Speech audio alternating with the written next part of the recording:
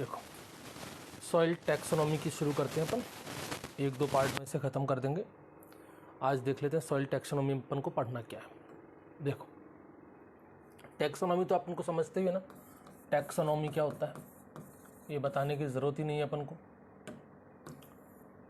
किसी भी चीज़ को भाई एक सिस्टमेटिक अरेंजमेंट हमको उसको करना है। जैसे आप एक चीज़ तरह से ऐसे समझ लीजिए कि अपने इंडिया के अंदर, अपने वर्ल्ड के अंदर इतनी सारी लिविंग ऑर्गेनिज्म हैं, इतने सारे जीव जंतु हैं, इतने सारे प्लांट्स हैं, एनिमल्स हैं। इन सबको कैसे याद किया जाए, इन सबको कैसे दिमाग में रखा जाए, इन सबको कैसे स्टडी किया जाए। कोई एक दो चीज़ें नहीं है, ना जाने हजारों लाखों की संख्या में प्लांट स्पीसीज़ हैं, लाखों की संख्या में एनिमल्स की स्पीसीज़ हैं, करोड़ों की संख्या में इंसेक्ट की स्पीसीज़ हैं।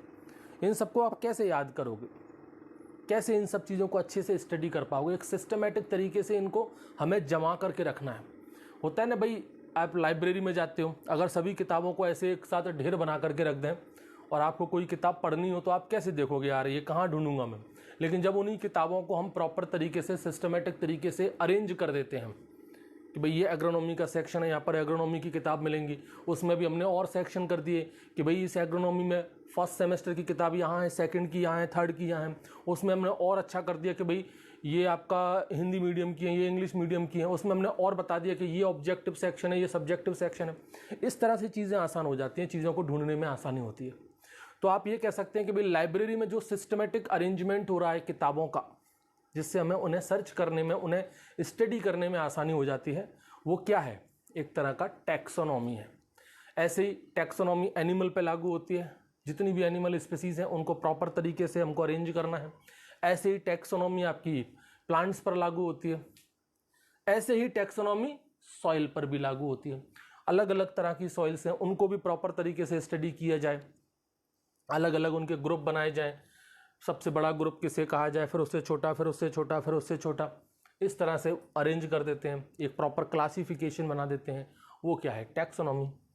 तो यहाँ पर जो सॉइल टैक्सोनॉमी है ना, इसका उद्देश्य, इसका जो मेन पर्पस है वो यही है कि एक सिस्टमेटिक तरीके से चीज़ों को स्टडी किया जाए। यहाँ पर हम लोग एक मॉडर्न क्लासिफिकेशन को फॉलो करते हैं, सॉइल क्लासिफिकेशन। देखो US comprehensive soil classification, soil classification system है। एक तरह से बहुत से बच्चे मुझसे पूछ रहे थे कि सर ये इस साल भी पूछा था, पिछले साल भी पूछ रहे हैं कि सर ये जो बात कही है किताबों में आपने पढ़ा होगा कि sir US comprehensive classification system based on 7th approximation, ये है क्या चीज। ये एक्चुअल में एक किताब है। ये क्या है, एक्चुअल में एक किताब है। यूएस मतलब सॉइल क्लासिफिकेशन एक कॉम्प्रिहेंसिव सिस्टम, ये किताब है जिसका 7th एडिशन है। क्या है ये, एक 7th एडिशन है। ठीक है, तो इसको आप कुछ ऐसा मत समझना कि कोई सोसाइटी होगी, पता नहीं क्या है। ये एक किताब है, उस किताब के अंदर आप इसको कुछ भी कह सकते हो, किताब कह सकते हो, कोई आर्टिकल कह सकते हो, मैनुअल कह सकते हो, जिस तरीके से आप इसे समझना चाहो उस तरीके से। प्रॉपर ISBN नंबर इसको मिला हुआ है, ठीक है, जिसका नाम है soil classification of comprehensive system. ये यूएस की है। तो इसी किताब के अंदर इस सॉइल टैक्सोनॉमी, इस मॉडर्न क्लासिफिकेशन को बताया गया है। तो हम लोग भी इसी किताब में जो क्लासिफिकेशन दिया उसी को हम लोग फॉलो करते हैं। तो उस किताब को क्या कहते हैं हम लोग, यूएस कॉम्प्रिहेंसिव। उस किताब का क्या नाम है, यूएस कॉम्प्रिहेंसिव सॉइल क्लासिफिकेशन, या फिर आप ऐसे भी लिख सकते हो, soil classification a comprehensive system. ठीक है, तो soil classification system based on 7th approximation.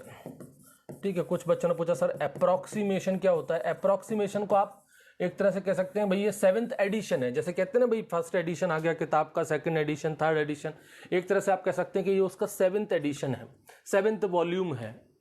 समझ गए। तो इसमें किसी की तरह को कोई कंफ्यूजन नहीं होना चाहिए। प्रॉपर जो उसका नाम है वो ये है, soil classification of comprehensive system. लेकिन यूजुअली किताबों में, और चूंकि ये यूएस की है तो इसलिए उसको US comprehensive soil classification system कहते हैं, जो 7th अप्रोक्सीमेशन मतलब उसका जो 7th पब्लिकेशन है, जो 7th एडिशन है, उसमें बताया गया है।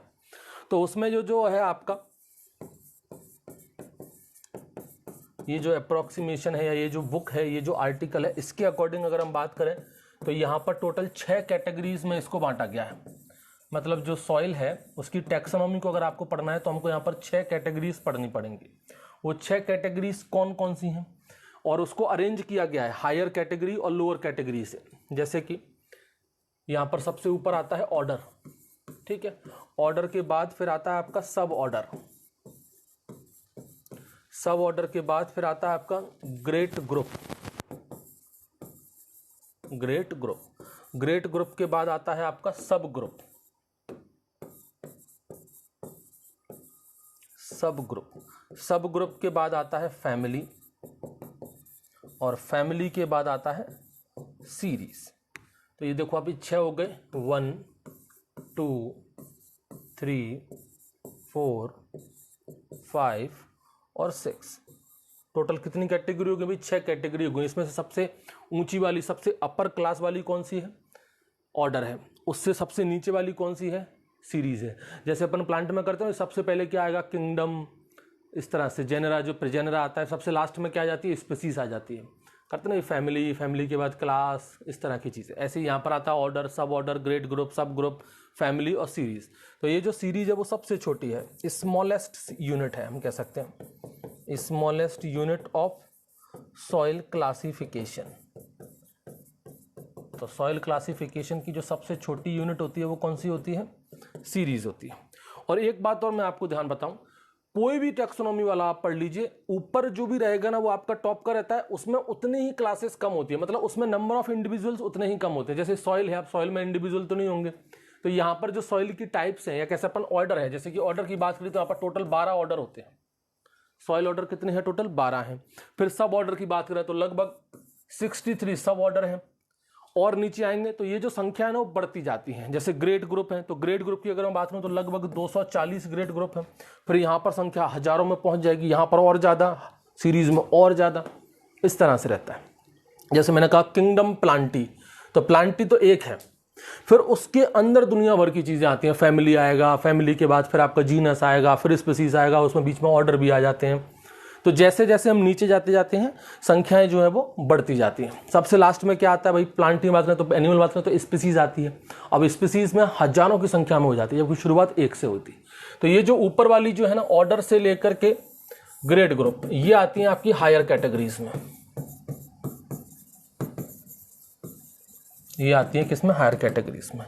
सब ग्रुप, फैमिली और सीरीज, ये जो 3 है ये आती हैं आपकी लोअर कैटेगरी में। तो ऊपर के 3 ऑर्डर, सब ऑर्डर, ग्रेट ग्रुप, ये हायर कैटेगरी में आते हैं, और नीचे के 3 सब ग्रुप, फैमिली और सीरीज, ये आपके लोअर कैटेगरी में आते हैं। अब इसमें से जो मोस्ट इंपॉर्टेंट है वो आपका एक ऑर्डर है, यही हमको पढ़ने हैं। वो 12 ऑर्डर कौन कौन से हैं, एग्जाम के पॉइंट ऑफ व्यू से बहुत इंपॉर्टेंट है ये ऑर्डर। कौन कौन से ऑर्डर है 12, वो देख लो। सबसे पहले देखो, हम बात कर रहे हैं किसकी? सॉइल ऑर्डर की। हेडिंग डाल देते हैं। कितने पढ़ने हैं हमको? टोटल 12 सॉइल ऑर्डर पढ़ने हैं। सबसे पहला है इंसेप्टिसॉल। इंसेप्टिसॉल देखो एक है, फिर आपका दूसरा भी यही में लिख दो आपका एंटीसॉल। ये दोनों को पढ़ लेते हैं, इंसेप्टिसॉल और एंटीसॉल। बहुत से बच्चे इन दोनों में कंफ्यूज होते हैं। पूरे इंडिया में देखो ये सॉइल ऑर्डर है ना, यहीं से अपने जो कह सकते हैं अपन जो सॉइल है, सॉइल के टाइप हैं, जैसे एलुवियल सॉइल मैं कहूँ, रेड सॉइल कहूँ, ब्लैक सॉइल कहूँ, लेटराइट सॉइल कहूँ, वो इन्हीं सॉइल ऑर्डर से ही ओरिजिनेट हुए हैं कि भाई कौन सी सॉइल किस ऑर्डर से बिलोंग करती है। तो यहाँ पर हमारे पास जितनी भी प्रकार की सॉइल है, जितना भी सॉइल है, उसमें सबसे ज़्यादा परसेंटेज जो एरिया कवर करती है वो आपका इंसेप्टिसॉइल ऑर्डर वाला करता है, 39.74%। टोटल सॉइल का 39.74% सॉइल जो है वो इंसेप्टिसॉइल सॉइल ऑर्डर में आता है। और अगर मैं एंटीसॉल की बात करूं तो 20.08%। इतना सॉइल एरिया आपका एंटीसॉल ऑर्डर में आता है। तो ध्यान रखना, इंसेप्टिसॉल अपने इंडिया के अंदर सबसे ज्यादा इंपॉर्टेंट है, लेकिन अगर मैं वर्ल्ड की बात करूं तो वहां पर एंटीसॉल आ जाता है। ये जो मैंने परसेंटेज आपको बताए ये इंडिया के बताए हैं, ध्यान रखना। यहां पर मैं सिर्फ किसकी बात कर रहा हूं? इंडियन सॉइल की बात कर रहा हूं। तो अगर मैं इंसेप्टिसॉल की बात करूं तो ये इंसेप्टिसॉल जो है वो डोमिनेंट सॉइल ऑर्डर है इंडिया के अंदर। वर्ल्ड लेवल की अगर बात होगी तो फिर एंटीसॉल बन जाएगा। ये आपका डोमिनेंट है डोमिनेंट सॉइल ऑर्डर है आपका इंडिया के अंदर, और ये जो है ये डोमिनेंट सॉइल ऑर्डर है वर्ल्ड के अंदर। पूरे वर्ल्ड लेवल पर अगर चलें अपन तो फिर सबसे ज़्यादा जो सॉइल एरिया है वो आपका एंटीसॉल में कवर होता है, लेकिन इंडिया की बात करें तो फिर आपका इंसेप्टिसॉल है। जैसे राइस और बीट में बताया था ना भाई, इंडिया के अंदर सबसे ज़्यादा एरिया कौन कवर करता है? राइस कवर करती है, और गेहूं सेकंड नंबर पे आता है। लेकिन वर्ल्ड की बात करें तो गेहूं नंबर 1 पे आ जाता है, राइस सेकंड पे आता है। ठीक उसी तरह से इंडिया के अंदर जो भी इतनी भी सॉइल्स हैं, सबसे ज़्यादा परसेंटेज सॉइल का इंसेप्टिसॉल में कवर करता है इंडिया के अंदर, लेकिन वर्ल्ड की बात करेंगे तो फिर एंटीसॉल आ जाएगा। तो ये जो परसेंटेज मैंने बताया ये सिर्फ इंडिया के बताए हैं, तो आप इंडिया के याद रखें, वर्ल्ड का आपको याद करने की कोई ज़रूरत नहीं है। अब बात करें सबसे पहले यहाँ पर इंसेप्टिसॉल की। इनमें इंसेप्टिसॉल में और एंटीसॉल में दोनों में क्या क्या अपन को याद रखना है। पहले बात करते हैं इंसेप्टिसॉल की। हम कह सकते हैं कि भाई जो सॉइल फॉर्मेशन होता है ना, उस सॉइल फॉर्मेशन में जो अर्ली स्टेजेस है वो यही है, early stages of the soil formation. क्योंकि सॉइल हाल बनने का काम तो नहीं है, हजारों साल लग जाती हैं एक एक इंच सॉइल बनने में। तो सॉइल की जो अर्ली स्टेजेस होती हैं सॉइल फॉर्मेशन की, वो इंसेप्टिसॉल ऑर्डर में आती हैं। Early stage of the soil formation, soil formation की जो अर्ली स्टेज है वो आपकी इंसेप्टिसॉल में आ जाती हैं। इसलिए तो इसको हम लोग यंग सॉइल भी कहते हैं, या फिर इसको हम लोग एम्ब्रियोनिक सॉइल भी कह देते हैं, आल्सो कॉल्ड इंसेप्टिसॉल और एम्ब्रियोनिक सॉइल।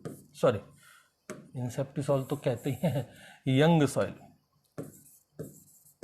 इसलिए इसको यंग सॉइल या फिर हम लोग एम्ब्रियोनिक सॉइल भी कहते हैं। ठीक है, और हॉरिजन इसके अंदर होते हैं, वहीं एंटीसॉल के अंदर हॉरिजन नहीं होते। इस बात को ध्यान रखना बच्चे, इसमें भी बहुत कंफ्यूज होते हैं। इसके अंदर हॉरिजन होते हैं, कुछ ही होते हैं, few diagnostic horizon, few diagnostic horizon, कुछ हॉरिजन इसके अंदर होते हैं। वहीं अगर मैं एंटीसॉल की बात करूं तो इसमें किसी भी प्रकार का कोई डायग्नोस्टिक हॉरिजन नहीं होता है, नो डायग्नोस्टिक हॉरिजन। मतलब इस एंटीसॉइल के अंदर जो भी सॉइल होगी वो कैसी होगी? ए जोनल होगी। और इसमें कौन सी सॉइल आती है? Alluvial soil. एलुवियल सॉइल जो होती है वो एंटीसॉल ऑर्डर में ही आती है, हालांकि पूरी की पूरी नहीं, लेकिन मैक्सिमम एलुवियल सॉइल आपकी एंटीसॉल में आएगी। इसमें भी अगर मैं बात करता हूं तो इसमें भी आपकी एलुवियल सॉइल ही रहती है, लेकिन उतनी ज़्यादा नहीं रहती। लेकिन अगर ऑप्शन देखो, अब यहाँ पर कंडीशंस बन जाती है कि क्वेश्चन किस तरह का पूछा जा रहा है। हो सकता है वो आपसे क्वेश्चन ऐसा पूछ ले कि भाई एलुवियल सॉइल किस सॉइल ऑर्डर से बन रही है। ऑप्शन में ये भी मिल जाए एंटीसॉल, और ऑप्शन में इंसेप्टिसॉल, और ये तीसरा ऑप्शन ए और बी दोनों हो तो फिर आंसर ए और बी हो जाएगा। लेकिन अगर आपको दोनों में से कोई एक चुनना पड़े तो फिर आंसर एंटीसॉल होगा। ध्यान रखना, प्रेफरेंस एलुवियल सॉइल के लिए किस ऑर्डर को देना है? एंटीसॉल को देना है। फर्स्ट प्रेफरेंस आप इसको दीजिएगा। लेकिन अगर ऑप्शन दोनों में हो और बोथ ए और बी हो तो फिर एंटीसॉल इंसेप्टिसॉल दोनों ही आंसर होगा आपका। ठीक है, ये दोनों हो गए अपने। हाँ, इस एंटीसॉल जैसे अपना ये इंसेप्टिसॉल हो गया तो early stages of the soil हो गया। एंटीसॉल कह सकते हैं अपन कि ये अभी हाल ही में बनी हुई सॉइल है, यहां पर तो अभी सॉइल फॉर्मेशन हुआ नहीं है, ये अर्ली स्टेज है। जब सॉइल फॉर्मेशन हो जाएगा मतलब अभी जस्ट बनी हुई सॉइल, रिसेंटली फॉर्म सॉइल है, ये डायरेक्ट इसी तरह से क्वेश्चन आ जाते हैं। रिसेंटली डेवलप्ड मिनरल सॉइल, अभी हाल ही में डेवलप हुई मिनरल सॉइल। और ध्यान रखना इसमें किसी तरह का कोई भी हॉरिजन नहीं पाया जाता, ये विद नो डायग्नोस्टिक हॉरिजन, यानी कि ये रिसेंटली डेवलप, इस तरह का बिल्कुल एज इट इज शब्द आ जाते हैं कि भाई जो सॉइल्स हैं अभी हाल ही में डेवलप हुई है, रिसेंटली डेवलप्ड सॉइल है, जिनके पास कोई हॉरिजन नहीं है, वो किस सॉइल ऑर्डर में आता है? एंटीसॉल में। और अर्ली स्टेजेस वाली या यंग सॉइल या एम्ब्रियोनिक सॉइल जो भी पूरी तरह से बनी ही नहीं, अपनी अर्ली स्टेजेस में है और फ्यू डायग्नोस्टिक हॉरिजन उसके अंदर है, वो आ जाता है आपका इंसेप्टिसॉल के अंदर। इसके बाद थर्ड जो मोस्ट इंपॉर्टेंट है वो है आपका वर्टिसॉल। वर्टिसॉल कितना एरिया, मतलब कितना परसेंटेज है इसका? 8.52 0.52%। ये परसेंटेज आप लोग याद रख लेना, सबसे ज़्यादा आपका इंसेप्टिसोल का था। ये इंडिया का परसेंटेज है, वर्ल्ड का नहीं है। वर्टिसोल की देख लो भाई, वर्टिसोल जो है वो आपका डार्क ब्लैक होता है और इसके अंदर श्रिंकेज और स्वेलिंग, सिकुड़ने वाली और फूलने वाली, सिकुड़ने वाली और फूलने वाली, श्रिंकिंग और स्वेलिंग वाली प्रॉपर्टी पाई जाती है इस वर्टिसोल के अंदर, क्योंकि इसके अंदर मोंटमोरिनोलाइट वाला क्ले मिनरल पाया जाता है। तो ये ध्यान रखना, एक तो ये होती है भाई डार्क कलर की, ठीक है, इसके अंदर होती है श्रिंकेज एंड स्वेलिंग प्रॉपर्टीज इसके अंदर पाई जाती हैं। विद क्ले मिनरल होता है कौन सा इसके अंदर, एक तो इनकी स्पेलिंग मोंटमोरिनोलाइट, मोंटमोरिलोनाइट ठीक है।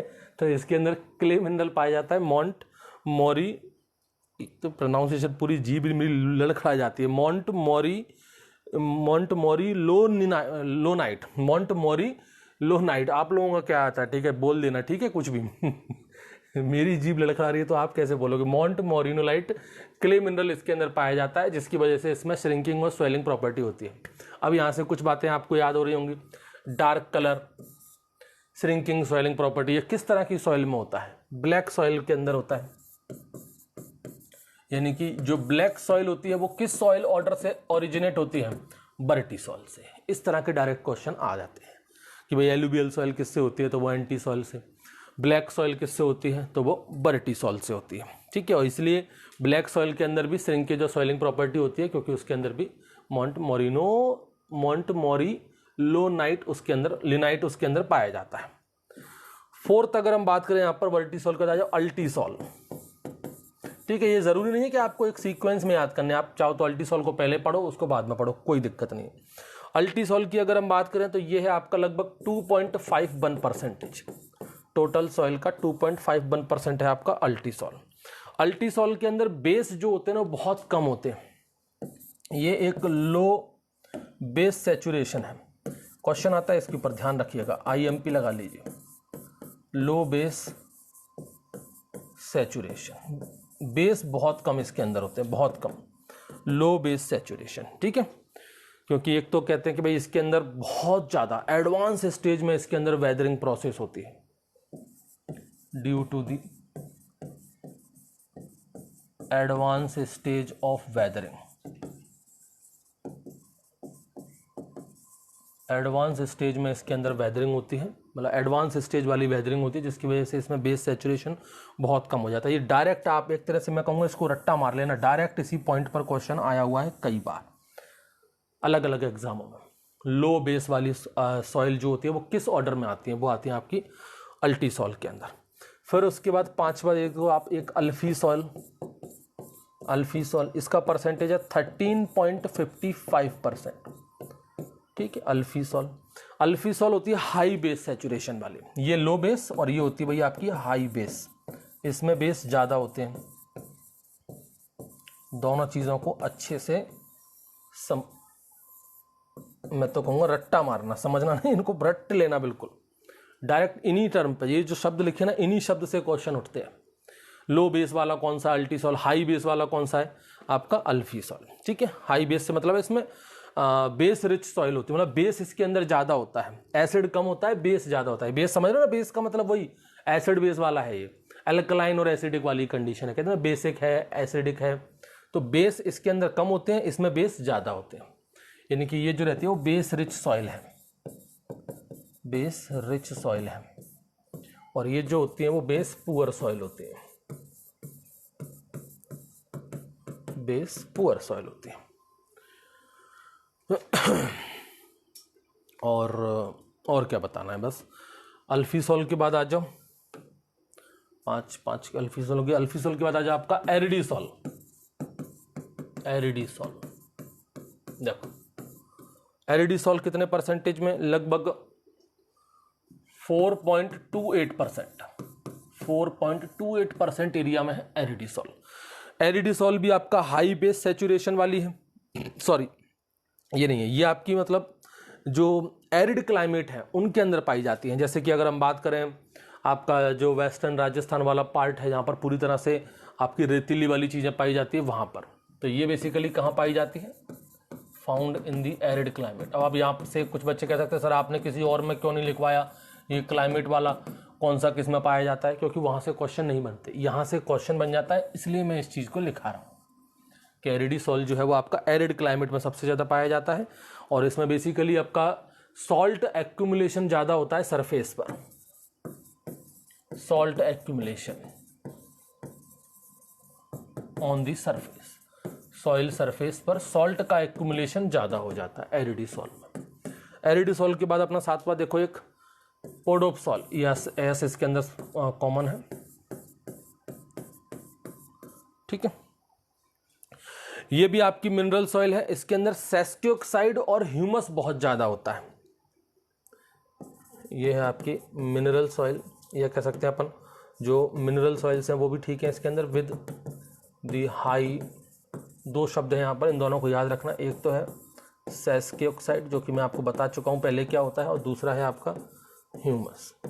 कहाँ पर होते हैं भैया? आपके सब सरफेस हॉरिजन में, ऊपर नहीं, सब सरफेस हॉरिजन में, सब सरफेस हॉरिजन में। IMP लगा दो इस पॉइंट को।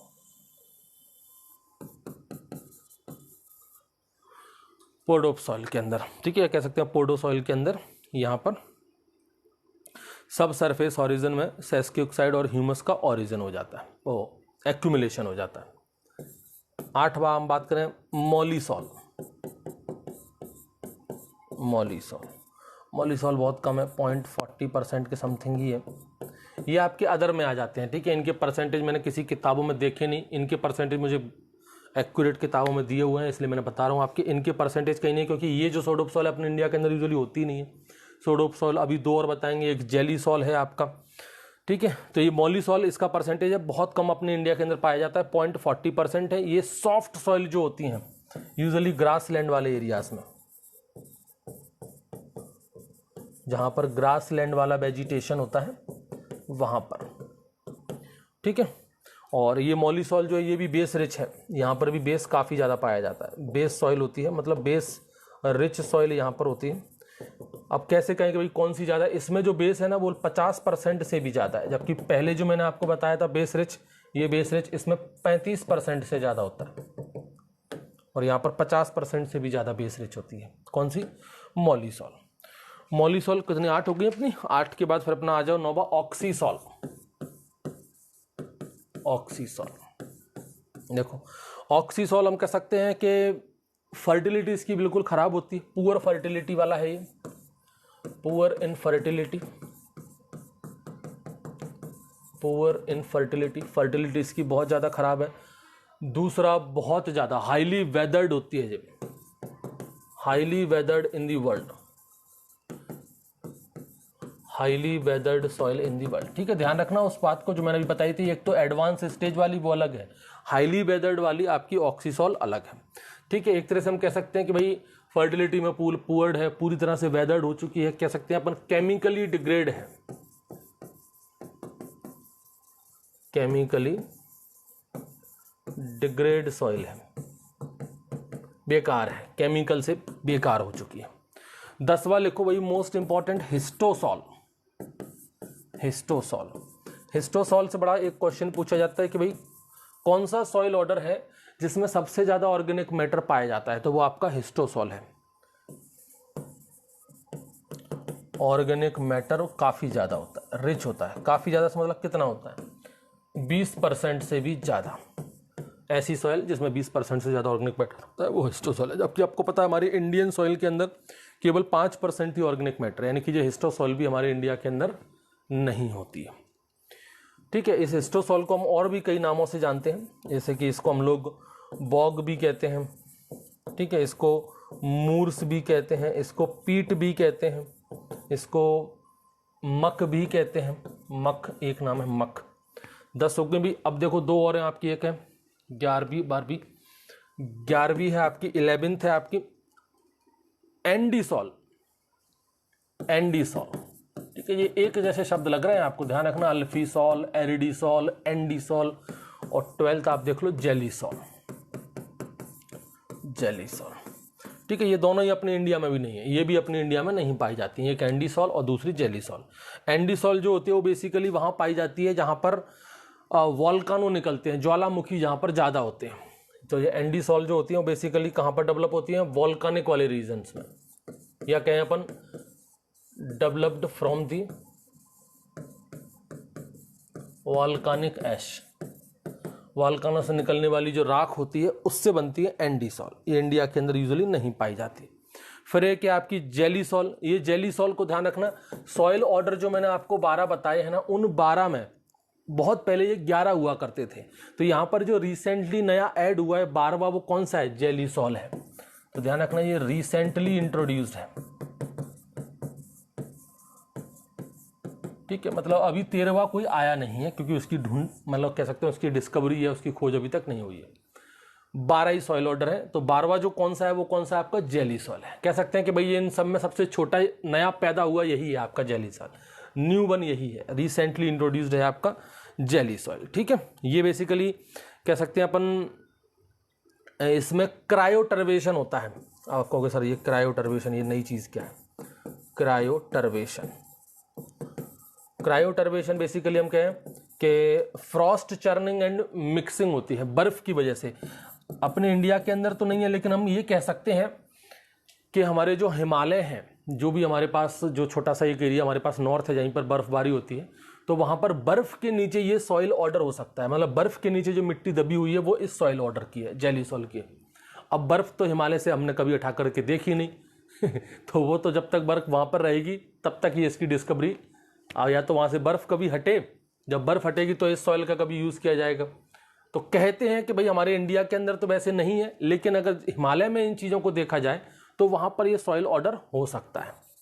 तो आप चाहें तो अपनी नॉलेज के लिए इस बात को लिख सकते हैं कि ये सॉइल ऑर्डर आपको बेसिकली कहाँ मिलता है, found under the Himalaya, Himalayas glaciers आप कह सकते हो, जो भी आप कहना चाहो, ग्लेशियर्स, आइस वगैरह जहाँ पर भी, ठीक है। तो वैसे इंडिया में तो नहीं। अब क्रायोटर्वेशन मतलब जैसे मैंने आपको बताया था, एक पेडोटर्वेशन होता है, पेडोटर्वेशन मिक्सिंग, मतलब जैसे स्वेलिंग और श्रिंकिंग प्रॉपर्टी होती है, खुद से ही वो आपस में मिक्स हो जाते हैं। ऐसे ही यहाँ पर फ्रॉस्ट, बहुत ज़्यादा बर्फ़ जो जम जाती है उसकी वजह से भी यहाँ पर ये, क्योंकि बर्फ़ जम गई, कभी पिघलेगी तो पानी उसके अंदर जाएगा, फिर उसके बाद जब वो जमेगी तो फिर